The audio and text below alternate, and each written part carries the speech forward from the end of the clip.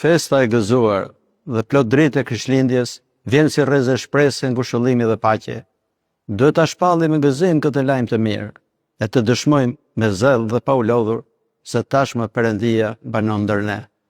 Është detyra e çdo të krishterë ta përhap e ta bashkëndajë këtë dritë me të gjithë botën, sepse vetëm duke e ndarë atë me të tjerët, drita mund të mbahet dhe të rritet. Përndryshe, ajo do të errësohet dhe përfundimisht do të zhduket.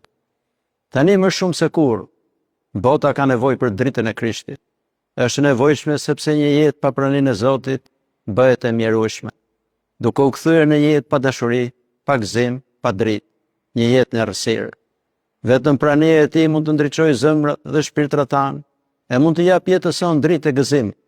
Ai është drita në errësirën tonë dhe mësimi i Tij, thot psalmisti, është një llampë për udhëtimin tonë në këtë jetë.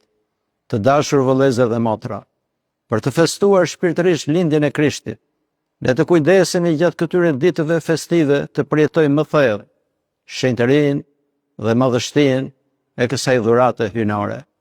Këtë mund të realizojmë duke pastruar zemrën tonë nga çdo likësi, e duke e mbushur atë me dashuri dhe përulësi ndaj të gjithë njerëzve, sidomos ndaj atyre që janë në nevojë, në varfëri, në sëmundje, në dëshpërim dhe në vetmi.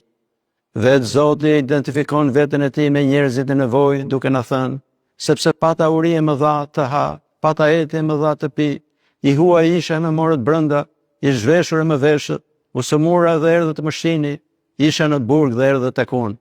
Me të vërtet po ju them juve, gjithsa i bët njerit për këtyre vëllezërve të mi të vegjël, ma keni bërë mua.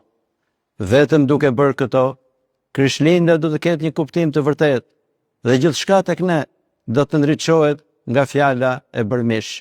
Gëzuar Krishtlindjen dhe për shumë vjet.